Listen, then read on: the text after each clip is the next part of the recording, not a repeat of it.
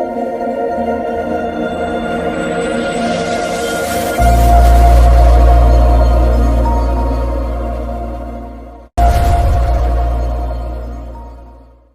To Hindi समाधान channel. आज हम रा के विभिन्न रूप के बारे में बताएंगे।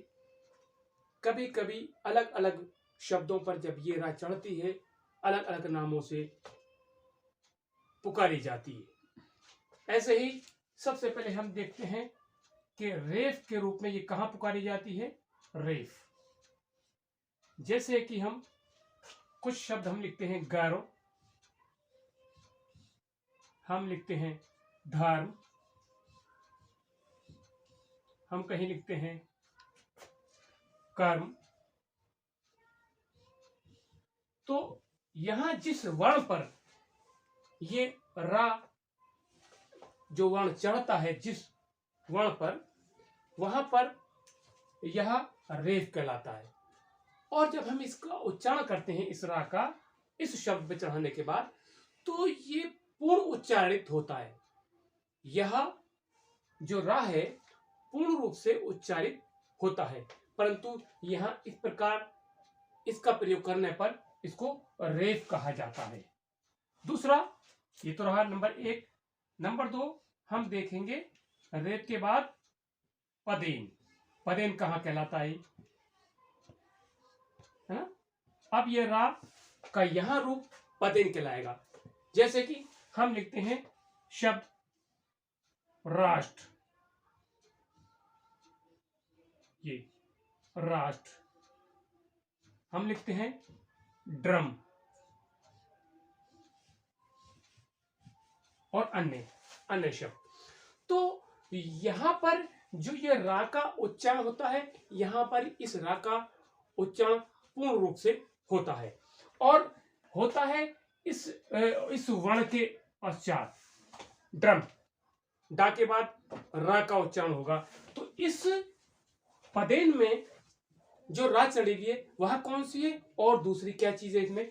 तो ये जो हम है, ये तो रा है, जिसे कहता है रा है ये, जिसे हम पदेन इसलिए कहते हैं कि पैरों में रा चढ़ती है, इसलिए इसको हम यहाँ पर पदेन कहते हैं। परंतु दूसरा जो यहाँ ऐसा निशान है, यह है हलंत का। हलंत अर्थात वो वर्ण जिसके नीचे ये चढ़ा है हलंत, वह आधा हो जाता है। तो इसमें 2 है, लेकिन यहां पर अब ये रेफ जो है, जो रा है, यहां पर पदेन कहलाएगी। तीसरा क्या है? चौथा रडार। अब यहां रडार का रूप बदल गया, अब यहां कहलाएगा रडार। रा का रूप यहां रडार कहलाएगा। ये रडार कहां किन शब्दों में होता है? जैसे हम क्रम लिखते हैं, जैसे हम और बहुत से शब्द हैं, क्रम है, परिक्रम है, या और अन्य शब्द हैं, जिसमें यहां पर ये रा अब रडार कहलाएगा। ठीक है। तो अब चौथा इसका रूप क्या है? चौथा रूप है लुंठित। लुंठित या प्रकंपित भी कह देते हैं। जैसे हम लिखते हैं राज, हम लिखते हैं सरवर, हम लिखते हैं सवार। तो यहां पर ये रूप रा का लुंठित कहलाएगा। लुंठित से एक और भी है, या प्रकंपित, जिसे इसका उच्चारण करते हैं उससे प्रकंपित होती है, यानी कि कंपन होता है, तो इसलिए इसको नाम लुंठित किया गया। यहाँ पर अब आप देख गए होंगे, इस रा के 4 रूप कहलाते हैं। जहां जहां अलग अलग शब्दों में चलती है ये रा, वहां पर इसका रूप अलग नाम से जाना जाता है। यहाँ पर ये रेफ कहलाएगी, रेफ जिसे गर्भ में चढ़ाएंगी, लेकिन इसका उच्चारण होगा इस रा का, यहाँ भी पूर्ण उच्चारण होगा रा का, जैसे गर्व। लेकिन इस वर्ण से पहले इस रा का उच्चारण होगा गर्व। यहाँ रेफ जब चढ़ेगी, उसमें यहाँ पर उसका उच्चारण पूर्ण होगा, लेकिन वह ये रेफ जिस वर्ण के ऊपर चढ़ाई जाएगी उससे पहले उसका उच्चारण होता है गर्व। धर्म धा के बाद होगा और मां से पहले होगा, लेकिन यहां पर अब यह रा का रूप हो जाएगा रेफ। दूसरा, फिर मैं रिपीट कर रहा हूं, यहां पर कहलाएगा पदेन। यानी कि पाई के जहां पर नहीं होती वहां पर ये प्रयोग होता है, पैरों के नीचे, इसलिए इसका नाम पदेन पड़ गया।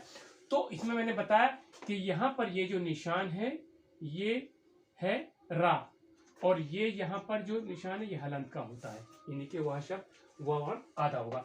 तो ये राष्ट्र, ता के बाद रा का उच्चारण, दा के बाद रा का उच्चारण होगा। तो यहाँ पर इस रा का प्रयोग करने पर, इस प्रकार के शब्दों में रा का प्रयोग करने पर पदेन कहलाता है। तीसरा है, अब इसका रा का तीसरा रूप रडार, जैसे क्रम है, परिक्रम है, और बहुत से ऐसे हैं जहां पर हम इस प्रकार के रा का प्रयोग करते हैं, लेकिन अब यहाँ पर रडार कहलाएगा। चौथा है लुंठित, है ना, जैसे राज है, सरवर है, सवार है ना, और अन्य ऐसे शब्द हैं। तो यहाँ पर इस रा के प्रयोग को हम कहेंगे लुंठित। तो ये रा के विभिन्न रूप हैं जो अलग अलग शब्दों पर चलने पर उसके अलग नाम दे दिए गए हैं। तो ये आपके लिए मैं समझता हूँ कि एक नई जानकारी होगी। जो नहीं जानते, जो जानते हैं वेल एंड गुड, उनके लिए तो कोई प्रॉब्लम नहीं, लेकिन ये भी एक ज्ञान वृद्धि है।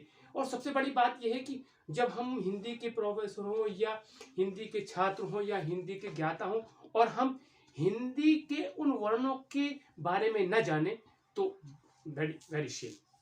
तो इसलिए इनका ज्ञान भी देना बहुत आवश्यकता छात्रों को। तो अब अगली वीडियो में हम दोबारा से मिलेंगे। ओके, गुड बाय, नमस्कार।